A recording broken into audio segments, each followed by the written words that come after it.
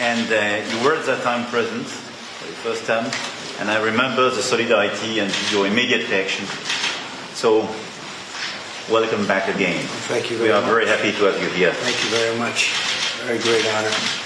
And we had a great relationship, as everyone knows. We accomplished a lot together, and the people of France are spectacular. I guess it's one of our largest groups in the United States, French people. And we respect them and we love them.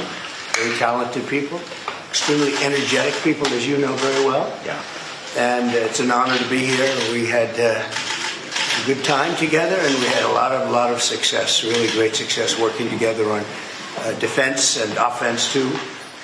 And it certainly seems like the world is going a little crazy right now. Yeah. And we'll be talking about that. Thank you very much for being here. Merci beaucoup. Merci beaucoup. Thank you.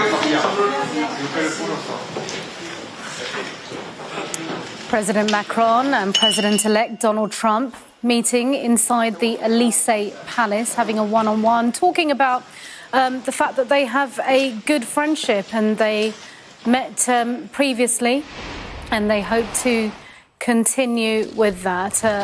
Just moments earlier, actually, we saw Donald Trump arriving at the Elysee Palace. The red carpet was out, the Christmas tree is of course out, and there was a guard of honour. President-elect Trump's first major appearance on the world stage since being elected president. Inauguration, of course, in January. He is in Paris because of that reopening of Notre Dame Cathedral.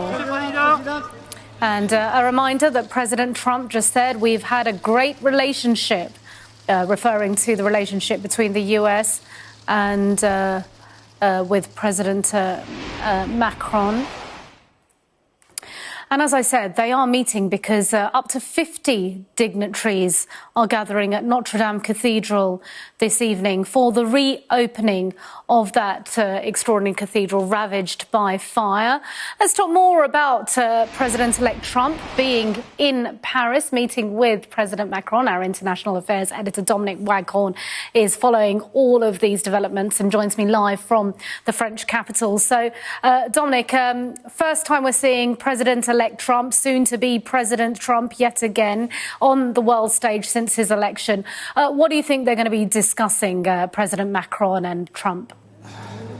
Yeah, you're right. I mean, he's more than a month away from returning to power, but he is back on the world stage now, I think, with this visit in earnest. He's just arrived here at the Elysee Palace, pulled in a solitary large American vehicle, was welcomed on the steps there by Emmanuel Macron, and then they went into the building. I just got the tail end, I think, of those short remarks we heard from the President, Macron, and from his guest, Donald Trump, saying the French people were spectacular and that he had a very close relationship with Macron. Macron was first out of the box in his first term in office, Donald Trump's first term in office, when he was invited to the Bastille Day parade celebrations in July 2017, when the West didn't quite know how to respond to Donald Trump becoming president. And the impression we had back then was that it went down very well with Donald Trump, who does love pomp and circumstance and pageantry. It's sort of like catnip to the president re-elect. And he seemed very happy as he came here with a full honour guard playing for him, and he was taken up the red carpet and into the palace. As we say, that relationship that began very well between Macron and Trump in his first term in office did become pretty strained over issues like NATO and other geopolitical issues. Macron was clearly trying to get ahead of everyone else, laying on this kind of charm offensive for Donald Trump, and he'll be trying to influence his thinking, most of all, of course, about Ukraine. There is concern amongst Western leaders about Donald Trump's efforts, and he's made it very clear he wants to see the Ukraine war brought to an end as soon as possible through negotiations. He said he can do so within 24 hours. That's assumed to be exaggeration, characteristically Trumpian hyperbole, but he's very keen, it seems, to bring about negotiations, and the concern amongst his allies is that could allow Vladimir Putin to walk away from negotiations with some of his war aims realised.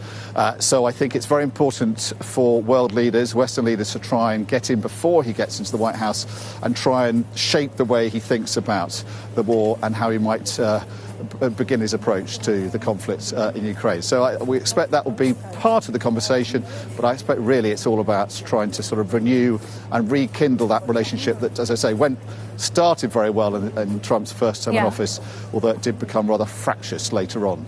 And Dom, while you were speaking, some more lines are coming into us on what they said, including, as you said, in his own Trumpian way, he said the world is going a little bit crazy right now. Might be a bit of an understatement, but he's not wrong, is he, Dom? And today we've seen those rapid developments in Syria. He is apparently reported to have said that the US shouldn't be getting involved, and that's a real hallmark of his, isn't it, for the presidential campaign, that he claims that he can stop all the wars in the world, and he doesn't think there should be any. Yeah, exactly. On the way to the palace here, he tweeted this, or I think he put it on his his Truth Social website and platform. He said, "Syria is a mess, but is not our friend. And the United States, in capitals here, he says, should have nothing to do with it. This is not our fight. Let it play out. Do not get involved." And that is, as you say, characteristic of Donald Trump, who's made it very clear he wants to see America not involved in wars overseas and not getting stuck into conflicts he doesn't believe are Americans' business. But as you say, his visit here today is being overshadowed by this extraordinary news, it seems, in Syria, where it looks like the Assad regime is imploding, and it's just a matter of time before it falls from power.